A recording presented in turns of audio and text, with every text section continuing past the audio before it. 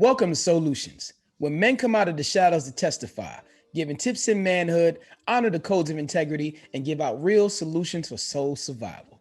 Today, we have on the show a go-getter, a creator who not only thinks outside the box, he lives there. A man who understands the power of food that's a healing for your soul. The man who preaches spiritual balance, aligning your chakras, and meditating, not medicating, your strengths and weaknesses. Ladies and gentlemen, please give it up for Shaman Cortez.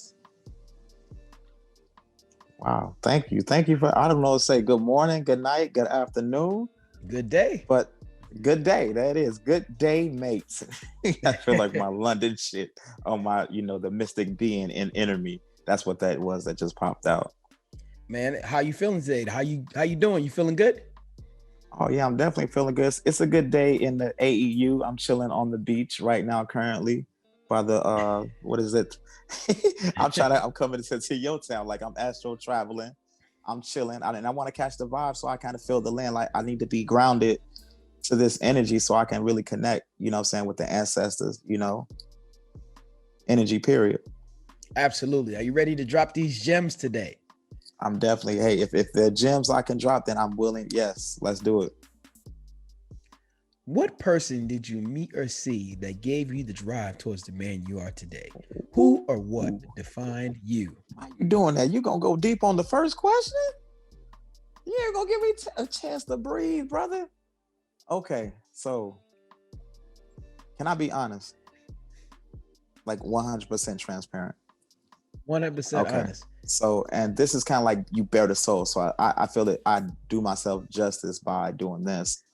I was brought into spirituality a long time ago. I experienced a lot of shamanic behaviors. I connected with the Tohono O'odham Nation.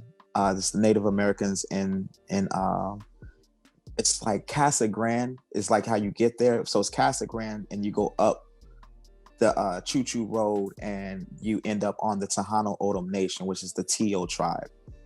And for years, they've always embraced me. And this is like when I was like 15, 16, 17, 18.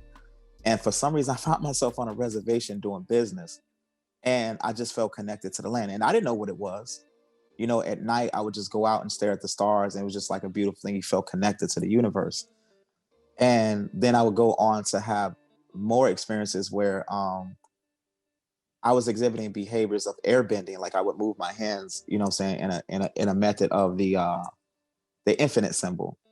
Then pay no attention. And then I ran into a young lady,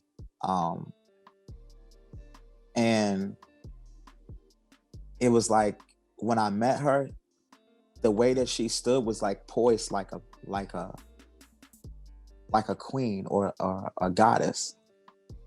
And I didn't know, like the terminology, and please understand that the terminology that I'm speaking of is that I didn't know what it was.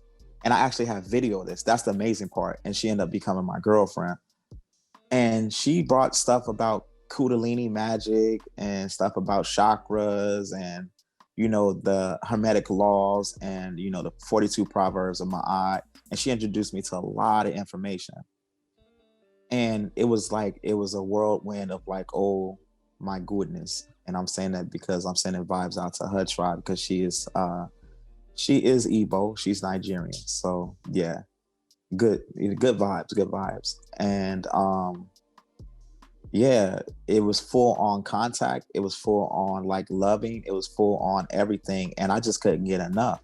And I am in my sun, my moon, and my rising, I am Scorpio and I am a cusper. So I have access to the water element as well as fire.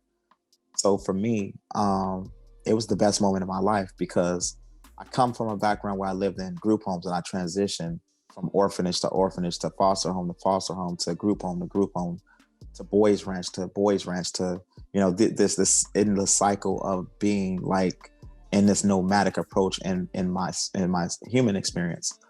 And I never felt love like this before. I have a daughter. She came, she played cosplay with her. They had good times. She braided her hair, she cooks, you know what I'm saying? And I would find myself peeking out the door and saying, yo, this is so amazing. I got this black woman, a strong black woman in my kitchen. that was amazing for me. And she gives me all these feelings and all these emotions. And it got to an area where she used to tell me something every day. She used to say, baby, wash your face. Baby, brush your teeth. Baby, put on your cream because I don't want your face to be flaky when you're going to business meetings. Baby, make sure you're okay. And I used to get mad at her. I said, why you keep telling me to do this stuff when all I'm trying to do is to go to the store and get the food to make sure that we got the stuff for the smoothie so we can go to the gym. And she told me, she said, if you are not at full power and in strength, how can you protect me? I didn't know what that meant. I had no idea what that meant. And she kept saying it to me and kept saying it to me. And then eventually she stopped saying it to me. And as a Scorpio, when you don't give us anything to transmute, we go crazy. We don't know what to do. It's like, okay, give me. She was giving. And then she stopped. And the moment she stopped, I was left in a space where I was still in self-discovery of my spiritual journey. And literally, I was dealing with the worst issues you could deal with, which was ego, shadow work, inner child, outer child, codependencies, and not really taking heed to the 4 agreements, which there are 5, which is speak with impeccable words, don't assume, don't take it personal, do your very best, and be skeptical, but learn to listen. If you follow those rules, I don't care if you're spiritual, non-spiritual, non-denominational, Christian, atheist, if you just took that basis, you would be a great human being. And then I broke up with her. And I didn't realize what was going on. And I realized that I messed up really bad. And I wanted her back. So I went and I did the shadow work. I did this, I did that. I killed off my codependencies. I eradicated my ego through breathing. And I asked for her back and she said, no. That crushed my world because I said, I'm not telling you words anymore. This is work that I really did. And I was excited about it because I'm telling you, like, I'm powerful now. I'm standing in my power. I'm this, I'm that. And I feel good. And she said, I don't know why you broke up with me. And that is the word that haunts me. You know what I'm saying? Because it's like, man, I lost my queen forever.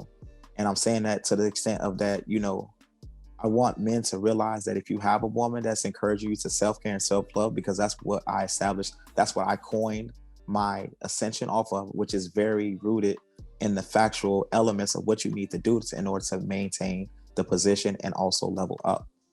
And that's how I came into this knowledge. Wow. That's such a deep-rooted answer, and I appreciate you giving your story. You said she gave sorry you about that. No, this is excellent. You said she gave you a whirlwind of knowledge. If there's one apex of that knowledge, I know it's all equal. You gave us the 5 agreements, which is vital. I encourage people to go pick up the 4 agreements book and acknowledge the 5th agreement that Mr. Shaman stated. Yes. But can you tell me one of the apexes of knowledge she gave you that's vital across the board for everyone that she taught you? Self-care, self-love. And it goes putting yourself first. It gets so much deeper. Let's dive a little deeper into that. How do you administer self-love and self-care? It's waking up and asking yourself in the morning. And I know this might sound crazy, but saying, self, are you okay? Because not too many of us have a audio board where someone can come in and listen to what we're going through as healers and as practitioners. The advocate does not have an advocate. And that's what I preach. Whenever I speak in a room, I encourage all the healers. The advocate needs an advocate. And we got to help each other at the end of the day. And self-care and self-love is very important, because if you're not checking in with yourself every day, how can you go around talking about that you're a healer? Did that answer the question?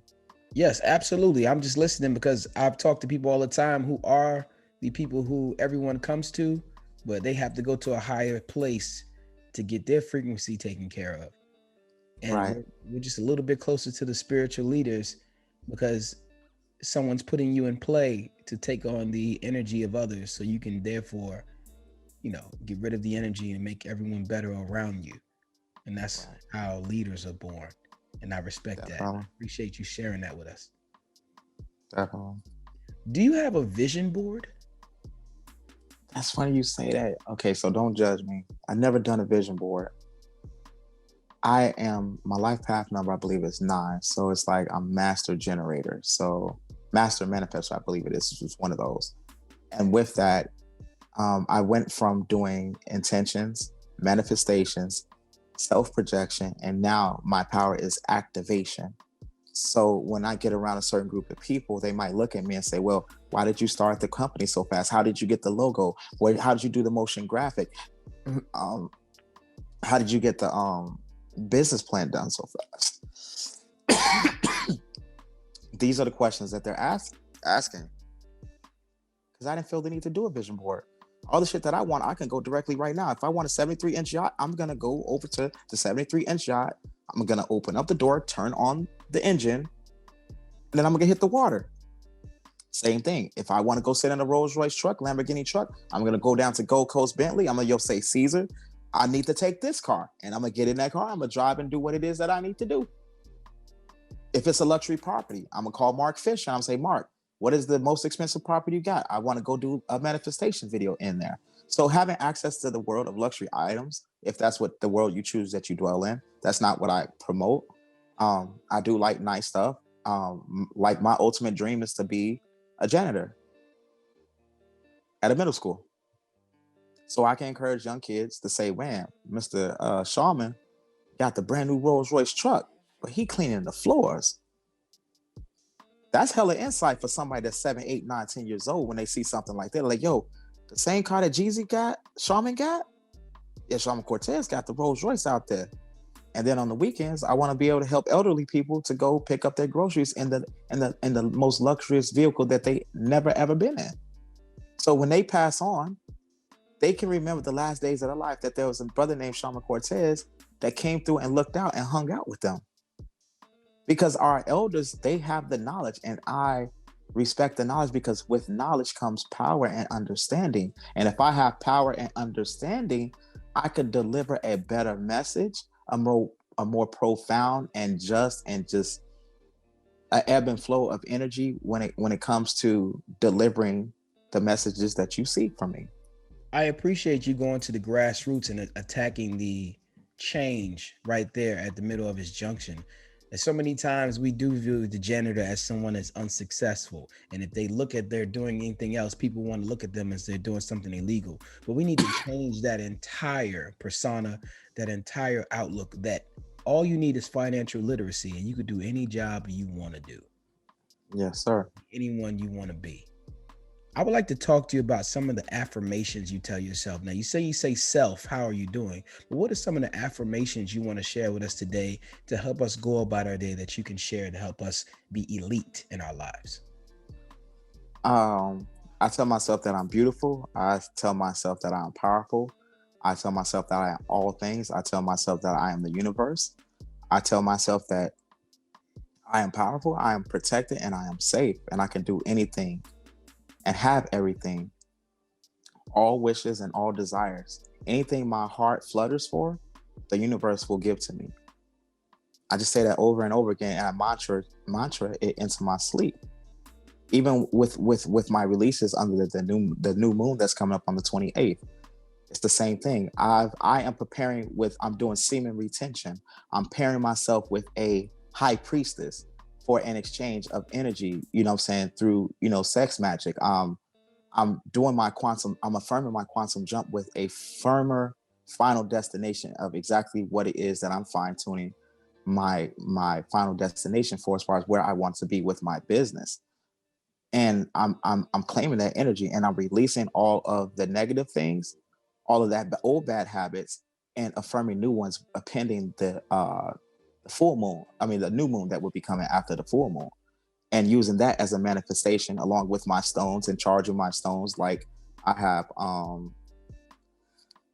black tourmaline, I got citrine, I got red agate, I got red tiger's eye. So just different healing stones that I feel that amplify my image, you know what I'm saying, even with this stone right here, which is labradorite. So with that, I bring all my energy to the table with my ancestors. My head Orisha is a Batala, and I talk to Jesus, I talk to Ganesh, I talk to my feng shui counterparts. I reach out to the mystics in London and Wales, and then I reach out to the Pakistanis and the Persian witches and brujas, you know what I'm saying, of their culture. And I just affirm through all this energy that I am the one to receive, and I am ready to receive, and I want what I want. And that's Talk, it. Talk to me about your breakthrough. And what I mean by that is the first time an affirmation came to your light in your eyes and you said, wow, this really, really works. When I did the quantum jump, this is what I requested, like verbatim. Universe, I will receive $4,000 every month in video production work. I will receive over $100,000 in my first year of doing business. Within 48 hours, I saved the paperwork from the Discover card. It literally says the date, like from the new moon. You can calculate the days. It was 2 days from the new moon, and that's setting intentions. I had a credit card limit of $17,800, something like that.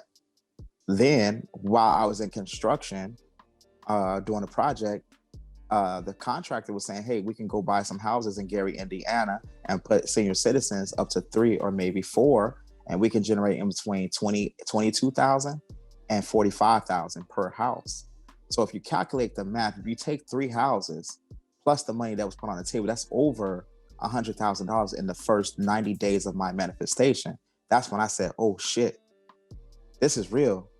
This is real. And I didn't know, I didn't know what to do, because I'm looking around like, yo, what was that? And now I'm about to do it again on the 28th. I'm going to manifest. I'm going to do the PPP loan. I'm going to set up all my businesses, and I'm going to put myself in position to win, because I know that this shit is real, and I'm going to take it for face value and continue to do what it is that I need to do to win for me and my family. Talk to me about the sacrifices you made to live this lifestyle. Now, this conversation we have, and not too many people even have the realm of thinking this is possible. I, on the other hand, understand it and believe in it also with universal talk. But talk to me about the sacrifices you've made to conform yourself to this lifestyle to be the man you are today. Okay. Again, I'm going to be very open and honest, because I feel that you have to be transparent. People don't know what I go through. And the sacrifice that I made was being a single father, because it comes with certain things. It comes with this anguish from people who don't know you. I'm sitting here for a year and a half with a DCFS caseworker, Child Protective Services. And the way that they were brought into my life was like this. They said that my daughter didn't have on a bra one day at school. They called DCFS on me, and that hurt. Then they said she didn't have socks on one day. Then one day, you know what I'm saying, they said that she had an odor, but she was on her menstrual cycle. And due to the frivolous nature of these calls, the caseworker I got was she's a Black lady. And I was scared of her, because I've had bad interactions with these people, because they come into your space and they look.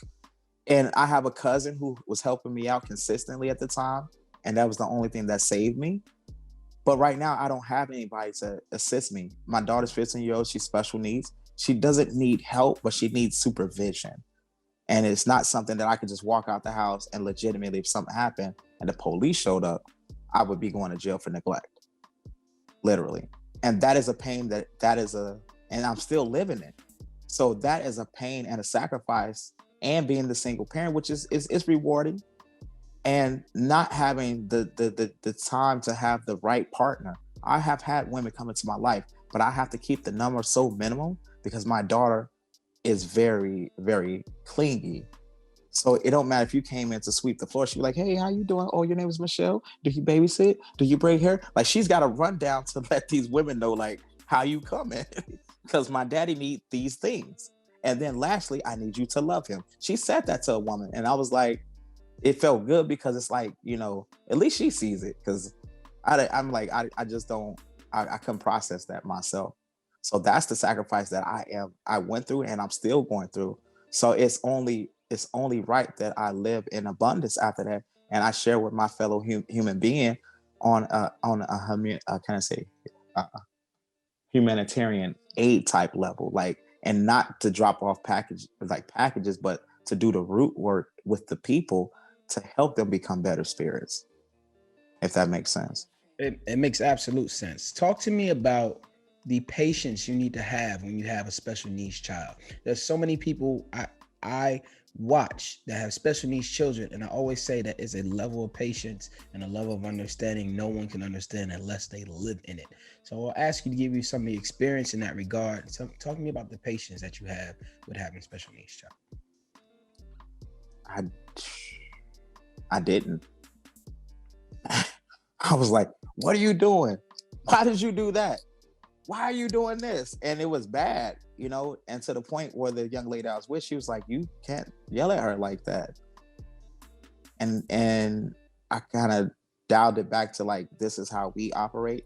And even down to conversations where I would say, if you do this one more time, you're gonna make me take you out for ice cream, and then we're gonna go to the movies, and then we're gonna have gelato. And she used to laugh. My daughter used to laugh because it was hilarious. She's like, I did something bad though. Why are you rewarding me? But that was my safe place of not getting frustrated. You know what I'm saying? Because I had to take it in a light manner, because it's like she's a child, then she's special needs. And oh, okay, I thought it just went out. But yeah, I had to work through that. And that's all it was. And I'm getting better. I'm not perfect. I still have, you know, friends that I use as a female catalyst to assist her in some areas of her womanhood, because I can speak on certain things. I don't know certain things because I'm not a woman. So that's what I did, you know what I'm saying? That was when you break down, you know, how to deal with the energy. It's like you have to understand and you have to learn to be patient. I applaud you, sir. Being a single parent at any circumstance is a very difficult one. And I'm happy that you brought in the knowledge of others to bring them in to aid you. But Yes. let's dive a little deep here. Let's talk about one of your lowest moments. One of your lowest moments, but I just don't want to hear what it was. I would like to hear how you got up. This is for the people who might be watching that might be dealing with something today where they didn't realize they didn't realize how to get up from the situation they're in right now. What if I told you that I never had to get up because I was so resilient in my pathway that it just worked out? So the example I'm gonna give you is that um, me and my daughter ended up homeless like maybe 2 years ago, and I had a Cadillac DTS, and it's a pretty nice car, and I have nice clothes. She has nice clothes. So when we showed up at the shelter, people thought we were joking. They thought we worked there. They was like, "Oh, you work here? You do know where the rooms are?" And I'm looking at them like, "I'm trying to get in here with you." You know what I'm saying? And that's when it hit me. And I said, "This is going to be an interesting turn in my life." So I thought about the pending emotional effects that it was going to have on me as a man, as a provider. How am I going to digest this being homeless in a shelter with my daughter if I'm supposed to be this masculine energy? So I'm Black Spanish. I'm Black Puerto Rican, and I'm Mexican, Black, and Puerto Rican. And I dressed up as a cowboy. I went to the local like 26 in California in Chicago, got me some Tejano boots. I got the little things on the back, the little clickly clacks. I got a belt. I got the hat. I got the jeans. I got the shirt, and I walked out a cowboy. But to the people that I was engaging weren't Mexican. These were average, everyday white people or suburban folks. All the interactions that I got was this: howdy, partner. Where are the horses at? You know what I'm saying? Where's your horse at, cowboy? All positive affirmations. Because I chose not to lay down because I couldn't. Because if I laid down, my mindset would have been gone. And I would have been forever stuck in that mindset of, oh my God, this is the lowest I've ever been. What am I gonna do? How do I change this? No, I took action. And I was like, yo, within 24 hours, I was full-fledged cowboy. All my friends knew. They didn't know what was going on. It's like, yo, you just a cowboy out the way? Like you just cowboy hat, cowboy shoes, just everywhere you go, it sounds like you got a horse. And that was the funny thing. Everybody used to ask me, where is your horse? You know, it's interesting that you took the road of preventive falling, and a lot of people don't look into that as a measure of defense. And I take my hat off to you about that, because it didn't matter what anyone thought. You just had to do what you had to do so you wouldn't lose your mind, so you can still be the father you needed to be. And I think most men can relate to that. Most men go about it the way they need to make sure they sustain their living. Now, some of us make choices that end up compromising us even further. But the fact that you had to do what the universe told you to get the confidence and affirmations needed to keep from falling is a due diligence and a concentration and a frequency that most of us need to operate on. Yes, yes. You speak very well, man. Did you go to school in Oxford, or you alumni from Harvard or something? No, I went to the South Carolina State University in South Carolina. Okay, they just got really good professors because they did their thing. You, brother, you articulate One very of the well. greatest HBCUs in America. Okay. Got you. How important it is to leave where you're from to develop yourself to where you're going. I mean, I would say it's pivotal, very necessary, because you can't understand your success if you didn't go through nothing. You won't appreciate it unless you went through something. Like, it's like the example of when you ever get you ever eat at an expensive restaurant and you get the food for free. It tastes different, right? Have you ever went to a restaurant and spent $300? The food don't taste like what it's supposed to taste like when it's free, because it's the value that you put on things at the end of the day. And it's like, yeah, you have to put in that work in order to appreciate the level that you're about to obtain. It's a must. It's a must. Absolutely. Definitely. We have to put value on things to make sure we understand our sacrifices for it. Definitely, yes. Let's dive a little deep here. And I talk to several men all the time. We have fun with this conversation, but I want to hear what your education of this particular question is going to be. Now, you say you grew up in group homes, so I'm pretty sure this topic alone you had to discover probably virtually on your own, but I would love to hear what your prognosis was and how you intend to go about it in the future as being a father. Did you ever get a sex talk? Who or what gave you sex education?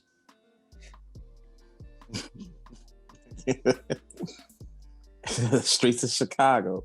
That's all that was. That's how. Like, we was it. Well, Pedro Country Boys method. Yeah, that it was like, and I'm come from an era where you would watch porn and it had like the squiggly lines and you'd be like, ooh, I saw, oh, is that a breast? Oh, like we came from that like stage of like watching porn, like we, doing this, and we tried to shake the TV and try to see something for the tracking. Yeah. Right. Crazy. We would.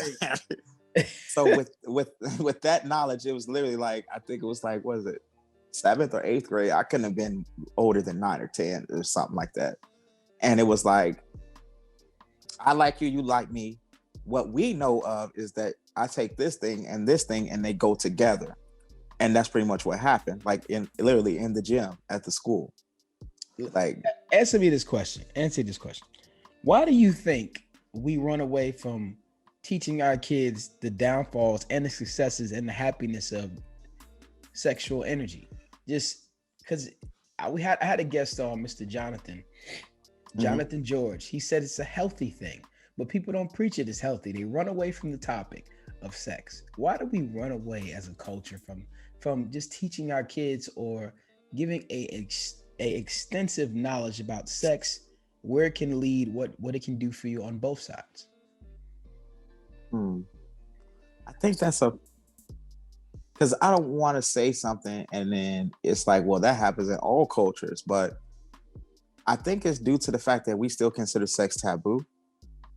But you grew up hearing like sounds in your mom's bedroom, like you remember those days that it didn't, like I didn't grow up like that because again I was in group homes, but I know what those stories, because I didn't spend nights with people. I'm like, yo, what they doing? They playing?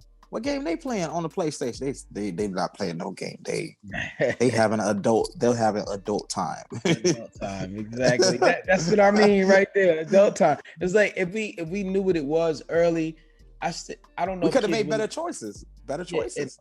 Better choices. And I'll always liken it to the moment where the condom is on the dresser and your interactions with another counterpart, and you have to make a decision to stop the energy that is flowing so good to protect yourself. And if both of you know how important it is, then the energy doesn't stop. But if only one of you know, or both of you don't know, then you might put yourself in a life linking situation, which a moment of pleasure turned into a long time of communication with a person that you didn't see for past that night, or even in that relationship relative moment. Right. Mm-hmm. You're right. Should there be a basic training program amongst men outside of the education system? And what I mean by that is outside of the church, outside of the school, outside of the after school programs where we teach financial literacy, communication, how to change a tire, gardening, how to change a tie, general wealth building like camps about stock and real estate, speaking with the elderly, like you said, riding around with the elderly. Do you think we could ever implement those things in our community? Yeah, I'm gonna coin all those things that you just said, and I'm gonna create a curriculum around all that. Thank you for that affirmation. Uh, I'm not gonna give you any royalties to that. I'm gonna be selfish and keep it all. But I will make you an honorary member of our esteemed school. My goal is to collect the power of each other and preach about it till you can notice it and we can make a change. If you do it and everyone else does it, we can all up the grade of the quality of men. But no, that was definitely something I would love to include you on. But it's like if I can come up with some framework for that and actually implement like a young king's training. And we cover all those things and then this is what would be dope. We also have a young ladies version. And then we have the young kings and queens come together in courtship as far as establishing houses. Just like if you ever watch Game of Thrones, I've the never whole watched Game of purpose. Okay, so Game of Thrones overall, this is what I took from it. Like, please don't quote me on this, but it was about who was more powerful and which houses were justifiable bloodlines to merge with as true power structures. That's what Africans were known for. That's what we did. African ancestry, we had villages, we had, you know what I'm saying, we had this abundance of wealth and this collective, and it was all cooperative economics at some point, or certain houses choose to join together. You had your generals, public, and you had houses that joined together, whether it be like, I guess that would be non-monogamous groups, polyamorous, you know what I'm saying, polyamory, you know, whatever you want to call it. You had a lot of that, you know, that was prevalent because a lot of kings had multiple wives. But and even when that's a whole nother conversation, because it's like every man says, I wish I could have two wives. I just had a conversation with a young lady where she's approaching me and she's saying, hey, I am at the foot of your throne. How may I serve you? She started off the conversation like that. I was like, burr, burr, burr, burr, burr. Let me interject real quick, and shout out to that lady for willing to give herself in that way. I want to talk about what you just said about Game of Thrones being likened to our African cultures and traditions. Now, I am aware that show used magic. I mean, I'm aware that show used voodoo and those other things. Yes, Do you think because they use the witches. Yes, go ahead. Yeah, this is outside of the questioning I have for you. This is called an audible, ladies and gentlemen. We have another audible. Yeah, put the sound effect. Yeah. Do you think voodoo, magic, etc., is something that societal culture in America may look bad because it is a power source of Black culture that we don't know about, we have access to? Okay, I'm trying to. Okay, so are you saying that? Repeat that last part again. Like voodoo and magic, right? We only see them in our cultural counterpart movies where they use it excessively. But anytime we see our characters using voodoo, it is a dark woman with circles around her eyes, crazy hair, living somewhere in the bayou, which is probably a small representation of what we are. But is it the fact that magic, voodoo, all these things are really connected to the culture of Black people, and they branded it as something that's bad, but it's probably a part of our magical prowess, the good things about us? Hell yeah, hell to the yeah. Because even in that movie, before they went to war, they had a witch light all of the goddamn staves and knives of all the soldiers. She raised her hand, she did something like this, and she touched his, and then all of a sudden the rest of them, all of them set on fire. if that's not sorcery and witchcraft, then, and they even called her a witch, the witch of the East or something like that. She had a very definitive name, and it was hyperalized. I guess like they inflated to make it seem like this is how they went about to win the war against the demons. Again, now they're going against demons. But then when a Black woman uses it, whether it be voodoo, hoodoo, or voodoo, if you're using hoodoo magic is like this. I take some salt, some pepper, some cinnamon, and some bay leaf, and I put it in my bath water as my God bath, you know what I'm saying? And that creates a balance and energy, a banishment of like bad energy. It does so many things. Each element has a different purpose. But when you show it in movies, they like, he'll say wiggity wiggity walla walla walla, and then he throws it in the tub, and then poof, and then fucking just the shit comes out, and it's like it's bubbling all of a sudden like a witch's brew, and it's like, that's funny. But on Game of Thrones, all she did, right, literally, she didn't say nothing. She just literally, the lady looked at the staff, the knife, and went, and then boom.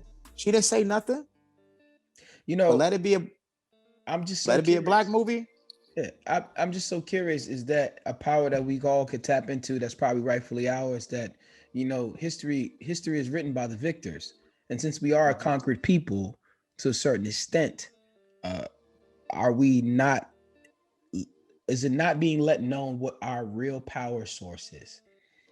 Right. It says like it's a limitation. They're only going to reveal so much to the general public, because if this was done on a massive scale, which is now, COVID has become the conduit to all spiritual beings, to everybody, even the animals, the trees, everybody's coming in sync, because I've watched it. I've been to events that are COVID compliant, and the people are so nice now. They're like, let me hold the door. How may I help you? How you been? What's going on with you? Oh, are you working still? Is there food in your house? All this general concern that we didn't give two shits about our fellow human 9 months ago. It was everybody for themselves, doggy dog world. My day's so busy. I got so much shit to do, and I don't have time to breathe. And then I'm exhibiting all these stresses and codependencies to the point of where you don't know if you're coming or going. That's crazy that you said that. Not even crazy. That's enlightening that you said that, because I liken crazy to something that people don't understand, and I do understand what you said. It's enlightening that you said these things. We all had to take a real hard look at ourselves and dig deep. And a former guest said you have to listen to your heartbeat and understand where you are in life. And I want to poll you. I want to poll you about women. I would like to know your top 3 criteria you want in a woman. And the reason I ask is because I've always think about one thing, one attribute that men do not speak of. And I want to see if you get that one with any of the 3 that you have. What is your top 3 criteria in a woman? She got to be funny, got to be quirky, and she got to be nurturing. Funny, quirky, and nurturing. Now, I liken funny with what I'm about to say. Intelligence. Okay, I'll give you that, but okay, I'm gonna add intelligence in there. I mean, because we just don't think about it. No, because we don't think about it, but it's like, I think the traits. Okay, so what nice when you ask that question, what resonates for me in my heart and what makes my heart flutter, that's what works for me. Yes, and it's subjective, so it's for you. But I say we never really add the intelligence factor because we assume that it's given. But the real answer is everyone is not intelligent for you. We understand there's 9 different levels. In the words of former guest Malik Mooney, he said, you don't have to be bad for me. Okay. So these are the gems that people have been dropping on this show. And I just had these questions to see how far we had to get. You said nurturing, funny, and what was the third one? Quirky. Because think about it. If she's funny, I'm laughing. If she's quirky, I'm like, oh my God, this girl's so crazy. And if she's nurturing, it's like, oh my God, she's here. And it's like, so you literally think about it. She's funny. That girl's so silly.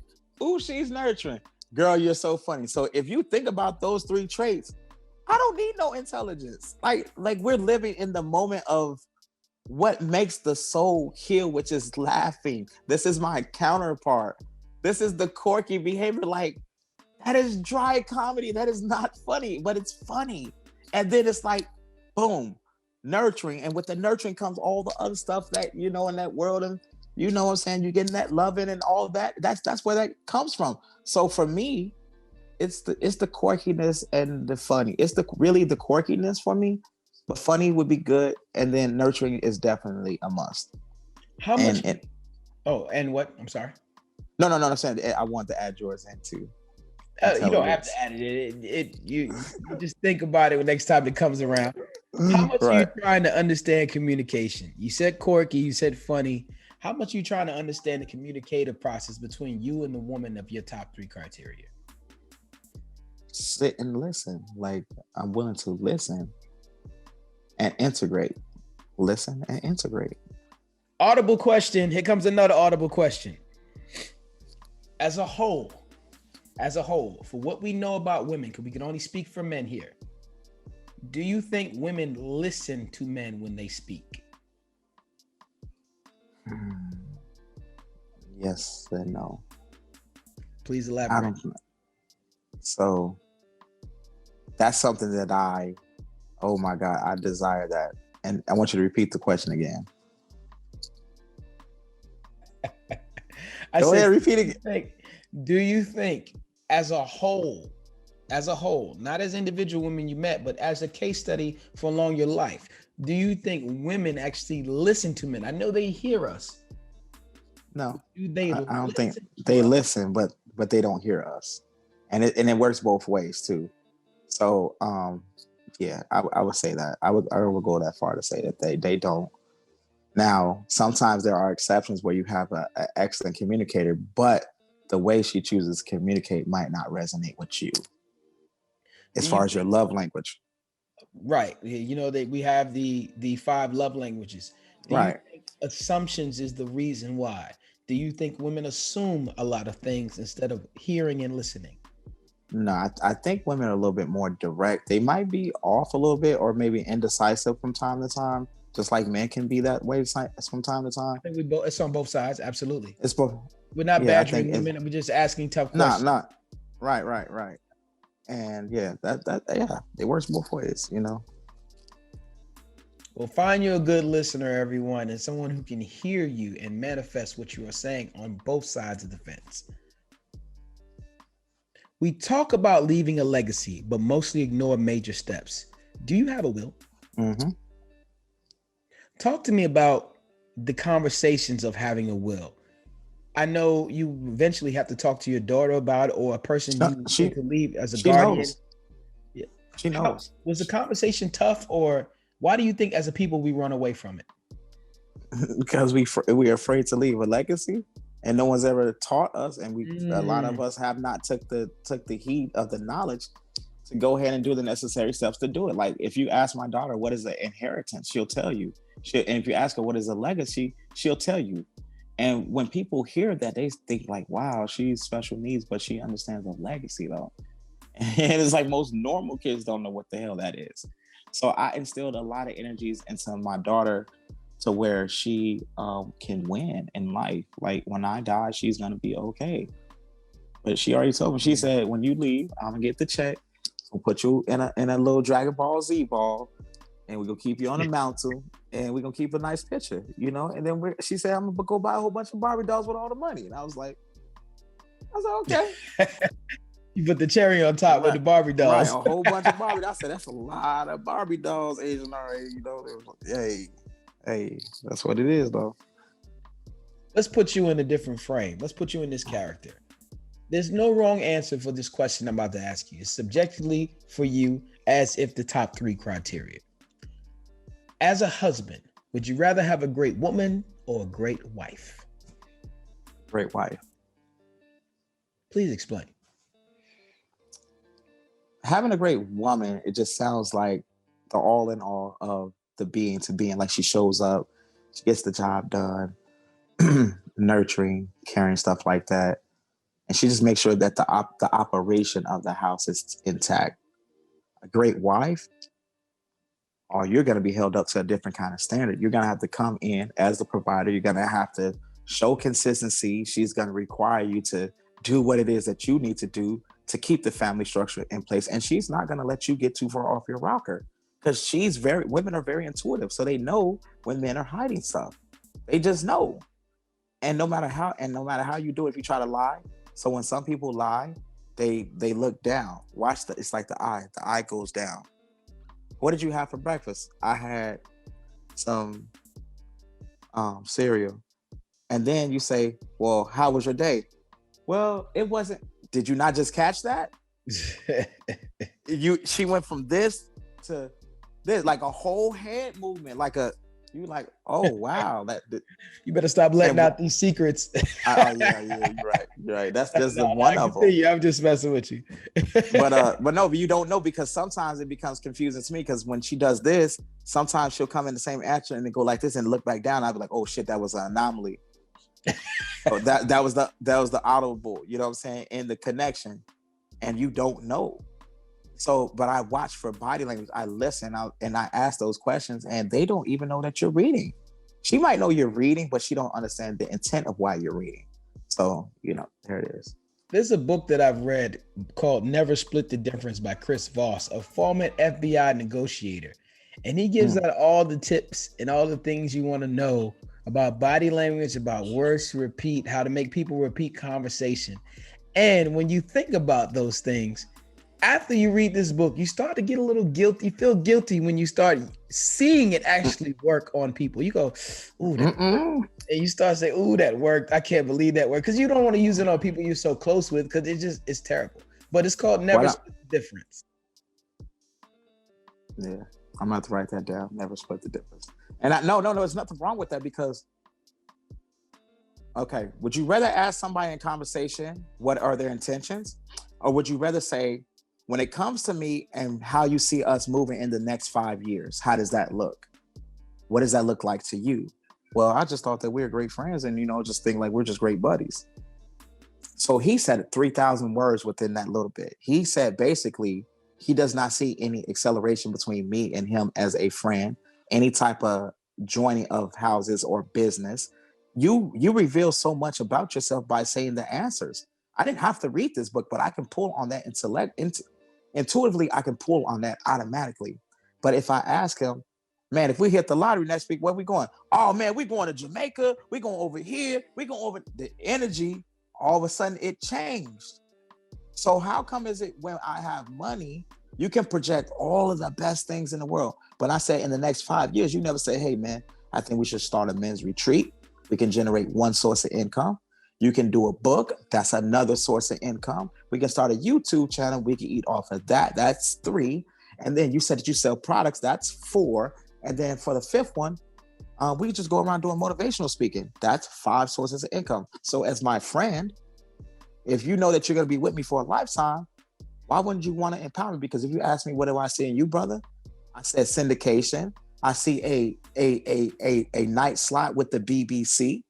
I see Tim Westwood reaching out to you like, who is this, brother?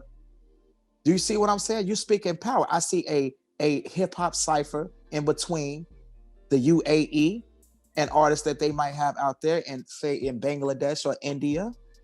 I see dope shit happening. So receive that energy, because it's like, I never thought about the BBC, or you're right. Like, hey, I'm just saying, putting it out there. What is the biggest, like what is it? Arabic TV, a small segment on American culture in hip hop, because you know what? Hip hop is big in their culture. Also dealing with the Bollywood artists. Like, it's some brothers out there. It's one tall brother named Azir or something. This dude look cool as hell. Every time I see him, he's getting out of a goddamn jet, jumping in a Jag, jumping in a Rolls Royce. He's hugging tigers and kissing fucking bears. Like, that's what the fuck he does. And I'm like, bro,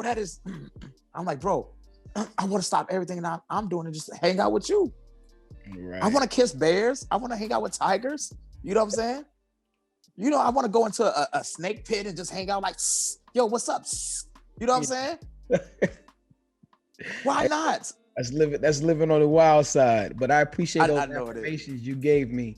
And I hope those things come to pass where I'm able to expound upon. It will.